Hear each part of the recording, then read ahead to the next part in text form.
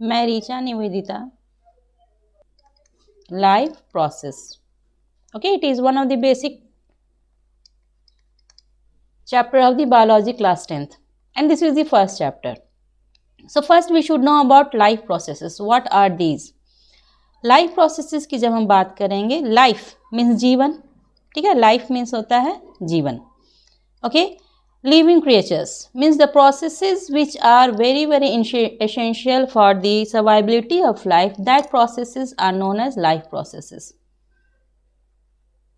वैसे प्रोसेसेस जो कि हमारे सारे प्रोसेसेस, बेसिक प्रोसेस जो हमारे लाइफ के लिए बहुत ही इंपॉर्टेंट है, उसे हम लोग लाइफ प्रोसेसेस कहते हैं. कोई भी लिविंग क्रिएचर एक लिविंग कब है? जब एक मूवमेंट वो शो करता है, ठीक है, मॉलिक्यूलर मूवमेंट, न्यूट्रिशन, रिस्पिरेशन, ये सारे आपके बेसिक लाइफ प्रोसेसेस हैं. Respiration, transportation means there should be the transportation of useful materials, harmful materials, hormones, enzymes, बहुत सारे materials होते हैं जो कि एक मीडियम के थ्रू ट्रांसपोर्ट होता है हमारे बॉडी सिस्टम में, जो कि एक बॉडी सिस्टम से दूसरे बॉडी सिस्टम में जाते हैं, ठीक है. तो ये लाइफ ट्रांसपोर्टेशन, जिसमें हम लोग कहते हैं सर्कुलेशन भी हम लोग कहते हैं, ट्रांसपोर्टेशन. एंड ऑल्सो जो भी हमें स्टिमुलस है, जितने भी इन्वायरमेंटल चेंज है उसे हम लोग रिसीव कर रहे हैं स्टिमुलस के फॉर्म में, फिर उसके अकॉर्डिंगली हमारे जो रिस्पॉन्स हो रहे हैं, control and coordination, it is also one of the important life process. Reproduction is very very important for the continuity of life. हमारा लाइफ आगे बढ़ सके, किसी भी स्पेसिस का लाइफ आगे बढ़ाने के लिए रिप्रोडक्शन बहुत ही ज़रूरी होता है. ओके, तो चलिए हम लोग पहला पॉइंट पढ़ते हैं, न्यूट्रिशन इन प्लांट, जो कि पहला पॉइंट है. पहला one of the most important life process is the nutrition. बिना भोजन के कोई भी जीवन पॉसिबल नहीं है, ठीक है. तो हमें जिंदा रहने के लिए, हमारी लाइफ को कंटिन्यू करने के लिए सबसे पहले क्या है? न्यूट्रिशन इम्पॉर्टेंट है. ओके, तो लिविंग क्रिएचर्स में आते हैं plants as well as animals. Animals की हम लोग बात करेंगे. आप सभी क्लास 9th में ऑलरेडी आप लोग पढ़ चुके हो बायोडाइवर्सिटी इन लिविंग ऑर्गेनिजम्स, जिसमें वेरियस कैटेगरीज में बांटा गया है लिविंग क्रिएचर्स को. 5 किंगडम ऑफ क्लासिफिकेशन जो कि विटेकर ने दिया, ठीक है. तो विटेकर का 5 किंगडम ऑफ क्लासिफिकेशन में ऑलरेडी डिस्क्राइब किया हुआ है. प्रोकैरियोट्स जिसमें आपके आते हैं मोनरा, ठीक है. मोनरा के बाद प्रोटिस्टा, फंजाई, प्लांटियन, एनिमेलिया. तो हम लोग ज़्यादा डिटेल में नहीं जाएंगे क्योंकि ये क्लास 10th का पहला टॉपिक है, जो कि है लाइफ प्रोसेस, जो कि आपको हम लोग स्टार्ट करते हैं न्यूट्रिशन. तो पहला है न्यूट्रिशन इन प्लांट, फिर हम लोग पढ़ने की कोशिश करेंगे न्यूट्रिशन इन एनिमल्स, ठीक है. तो आज इस वीडियो में हम लोग पढ़ने जा रहे हैं about the nutrition in plants. चलिए, nutrition, plant nutrition, as the topic is mentioned here, plant nutrition. तो as it is my effort to make you understand about the plant nutrition, each and every basic points which are concerned with the class 10th syllabus plant nutrition, ठीक है. तो जब हम लोग बात कर रहे हैं न्यूट्रिशन की, तो अभी चलिए प्लांट न्यूट्रिशन में जाने से पहले न्यूट्रिशन पढ़ लेते हैं. न्यूट्रिशन प्रोसेस आखिर है क्या? न्यूट्रिशन मीन्स भोजन करना, ठीक है. जो हम लोग भोजन करते हैं, हम लोग कॉम्प्लेक्स फूड लेते हैं, हम लोग holozoic mode of nutrition perform करते हैं. लेकिन जब प्लांट्स की बात करेंगे तो प्लांट्स क्या करते हैं? वो अपना भोजन खुद बनाते हैं. The process of consuming food, ठीक है. तो ये प्रोसेस तो अभी ठीक है, प्लांट्स जो कि ऑटोट्रॉपिक है. लेकिन जब हम लोग बात करेंगे न्यूट्रिशन की, तो the process of consuming food and its utilisation means food को खाना, उसे यूटिलाइज करना. क्या करना? उसे यूटिलाइज करना. क्यों यूटिलाइज करना? एनर्जी मिलती है, टू प्रोवाइड एनर्जी. और ये एनर्जी, जो एनर्जी हमें मिलती है ना बच्चों, ठीक है, ये एनर्जी क्या होती है? To perform various metabolic activities, ठीक है. Metabolic activities means complex molecules का टूटना एंड कॉम्प्लेक्स मॉलिक्यूल्स का बनना. जब हम लोग बात करेंगे मेटाबॉलिज्म की, मेटाबॉलिज्म तो एक तरह का ये फेनोमेनन है जिसमें कि 2 डिस्टिंक्ट प्रोसेसेस आते हैं. फर्स्ट प्रोसेस है anabolism. Anabolism, okay, and second process है catabolism. Anabolism means constructive process, constructive process, and catabolism is the destructive process. Destructive process. Construction means क्या? Smaller molecules जब मिलते हैं तो ये क्या बनाते हैं? Complex molecule बनाते हैं. There is the formation of complex molecule by the union of smaller one. Okay, for example, protein synthesis. Protein आपके दिमाग में आ रहा होगा, प्रोटीन हमारे बॉडी सिस्टम में हमेशा बनते रहते हैं. और ये प्रोटीन सिंथेसिस, प्रोटीन का बनना अमीनो एसिड से. अमीनो एसिड्स क्या है? इसके मोनोमर्स हैं, ठीक है, अमीनो एसिड्स. ये अमीनो एसिड्स मिलके बनाते हैं प्रोटीन. उसी तरह जब हम डिस्ट्रक्टिव प्रोसेस की बात करेंगे, जिसमें कि कॉम्प्लेक्स मॉलिक्यूल टूटते हैं किसमें? सिंपलर में. मोस्ट कॉमन एग्जाम्पल आप लोग देख लीजिए, डाइजेशन, ठीक है, सिंपलर. तो जब हम बात कर रहे हैं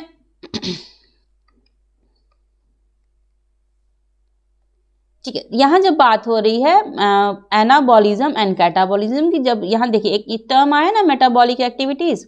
तो मेटाबॉलिक एक्टिविटीज से हम लोग यही समझने की कोशिश करेंगे कि हमारे बॉडी सिस्टम में, चाहे वो प्लांट्स हो चाहे एनिमल्स हो, हमारी बॉडी सिस्टम में डिफरेंट प्रोसेसेस होते रहते हैं. बनने का प्रोसेस और टूटने का प्रोसेस, ठीक है. बनने की प्रोसेस को हम लोग कहते हैं एनाबॉलिज्म और टूटने की प्रोसेस को हम लोग कहते हैं कैटाबॉलिज्म. ओके, तो जब हम लोग बात करेंगे मोड ऑफ न्यूट्रिशन की, तो mostly there are two modes of nutrition. Autotrophic means autotrophic, auto जो सेल्फ, ऑटो मीन्स सेल्फ, ठीक है. ऑटोट्रॉपिक जो अपना भोजन खुद बनाता है, ओके. एंड हेट्रो जो अपना भोजन खुद नहीं बनाता है, वो दूसरे पर डिपेंडेंट होता है, डिपेंडेंसी. वे क्या होते हैं? दूसरे पर डिपेंडेंट होते हैं. तो ऑटो मीन्स खुद बनाना, मीन्स कहा जाता है ना कि जो ग्रीन प्लांट्स होते हैं, जितने भी हम सभी, we human beings are heterotrophs. We perform heterotrophic mode of nutrition as it is topic of plant nutrition, ठीक है.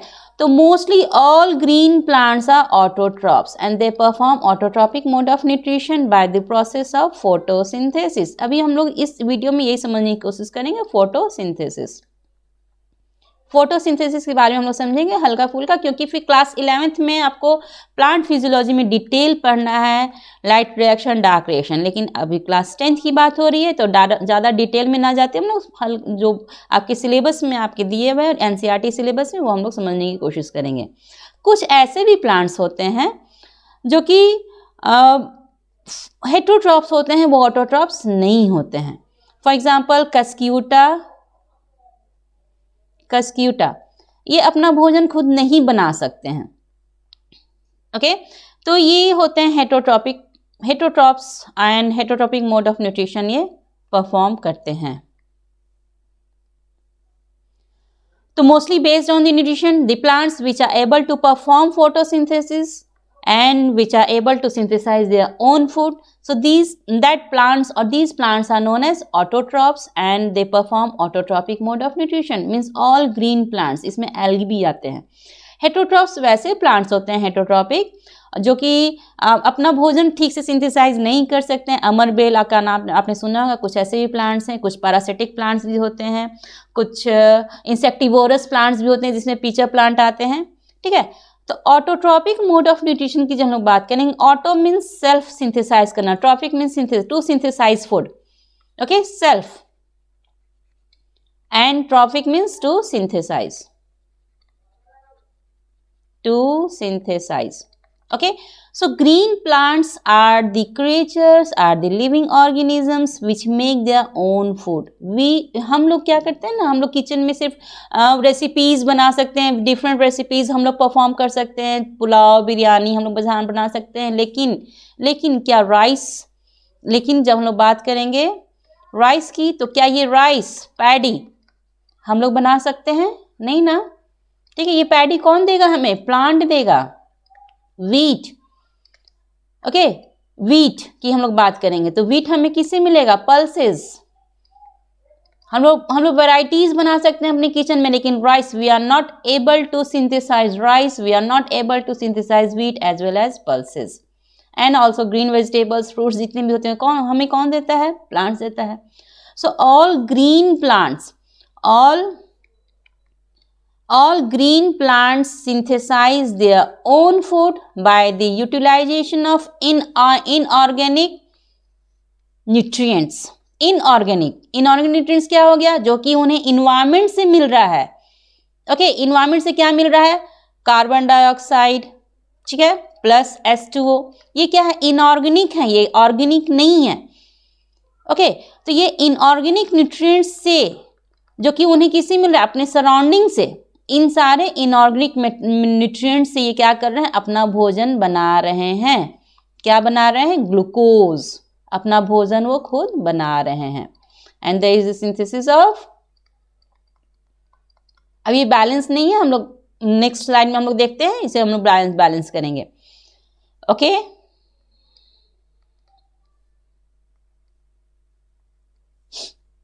okay, so all green plants are autotrophs as they perform autotrophic mode of nutrition and they can synthesize their own food with the help of by the process of photosynthesis. ठीक है. So autotrophs make their own food from carbon dioxide and water. किसी से? ये सारे inorganic material जो उन्हें surrounding से मिल रहा है. कार्बन डाइऑक्साइड एयर से मिल रहा है. वाटर कहाँ से मिल रहा है? बताइए बच्चों. वाटर जो मिलता है वो हम जो पानी देते हैं ना प्लांट्स को, ठीक है, इरिगेशन करते हैं, पानी देते हैं, इरिगेशन का प्रोसेस के थ्रू हम पानी दी जाती है प्लांट्स को, तो वे सॉइल पार्टिकल्स में जाते हैं. सॉइल पार्टिकल्स से कैपिलरी वाटर जो एब्जॉर्ब किया जाता है उसे हम लोग कहते हैं कि प्लांट्स एब्जॉर्ब करते हैं बाय द रूट हेयर्स के द्वारा एब्जॉर्ब करते हैं, और इसी वाटर और कार्बन डाइऑक्साइड से वे अपना भोजन खुद बनाते हैं. ठीक है. ओके, अब देखिए फोटोसिंथेसिस की हम लोग बात कर रहे हैं. Photo means light, photo means sunlight, ठीक है, सोलर एनर्जी हम लोग कह सकते हैं, solar energy. Okay, and synthesis to make food, to synthesise food. So all green plants trap solar energy. Plants क्या करते हैं? सोलर एनर्जी ट्रैप करते हैं.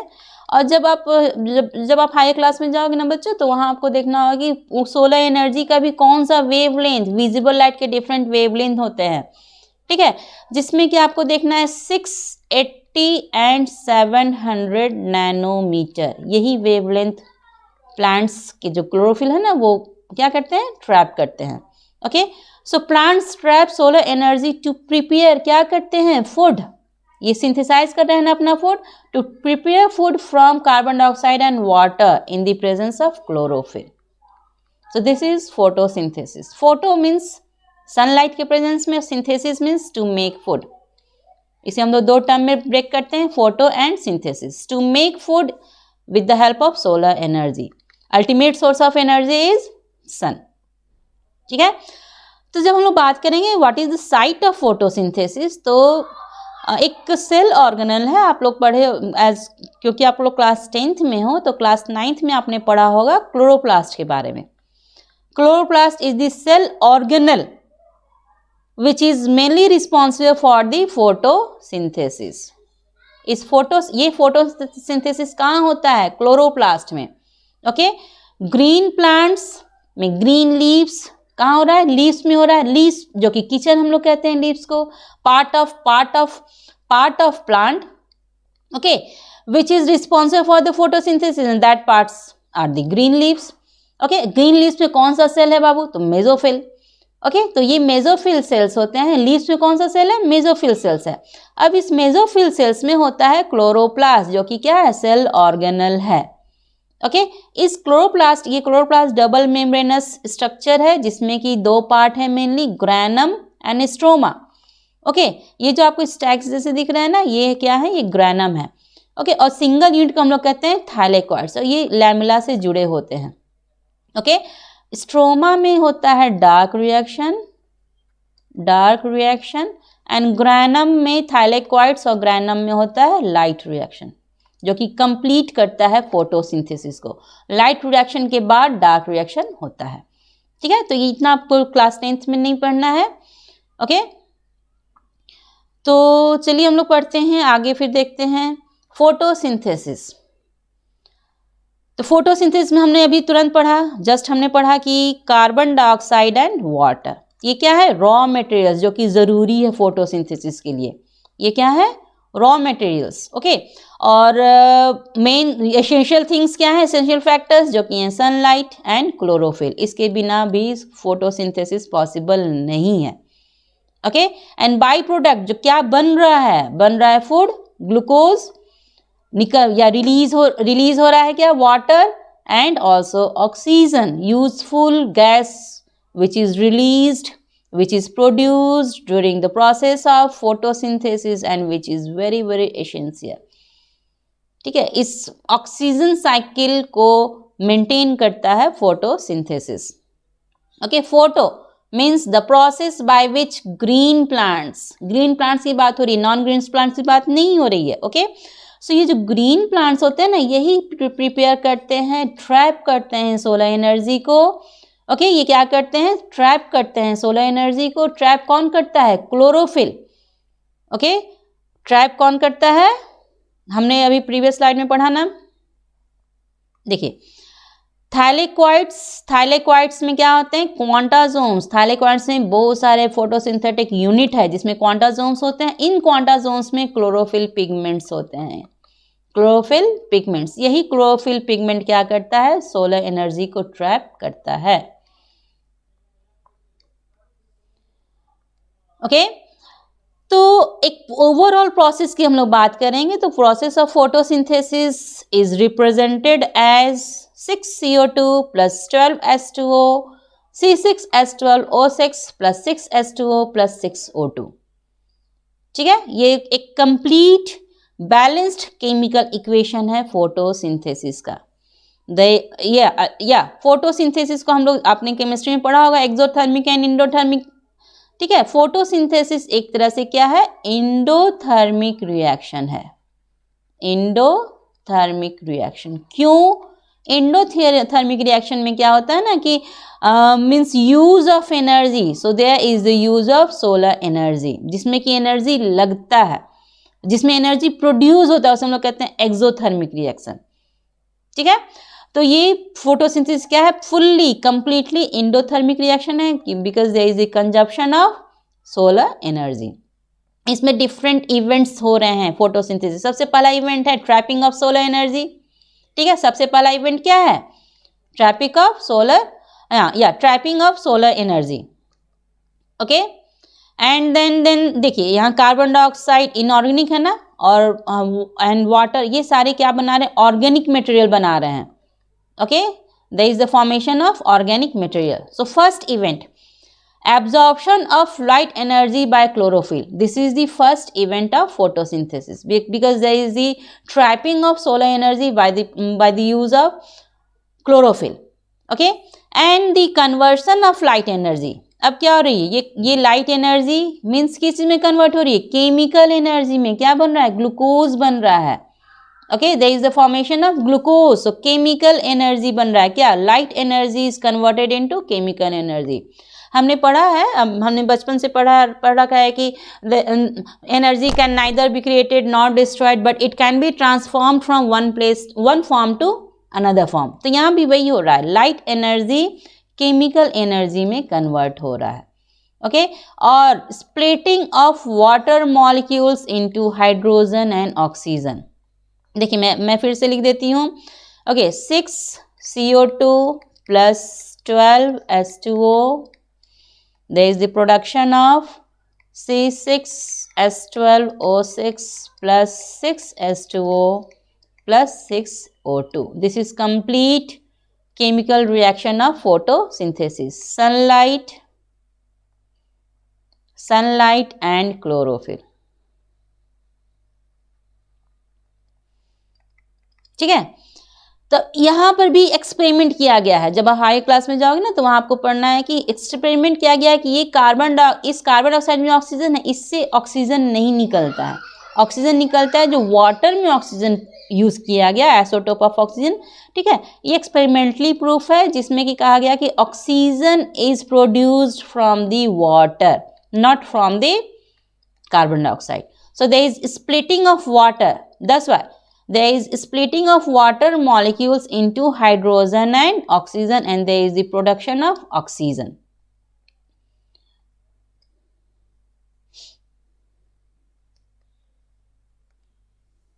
ठीक है.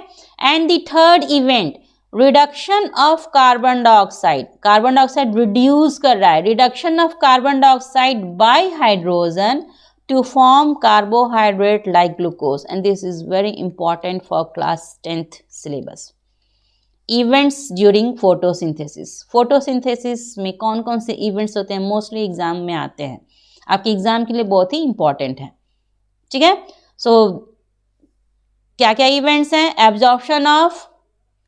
absorption of light energy by chlorophyll and conversion of light energy into chemical energy, and splitting of water molecules into hydrogen and oxygen, and the third event is the reduction of carbon dioxide by hydrogen to form carbohydrate like glucose.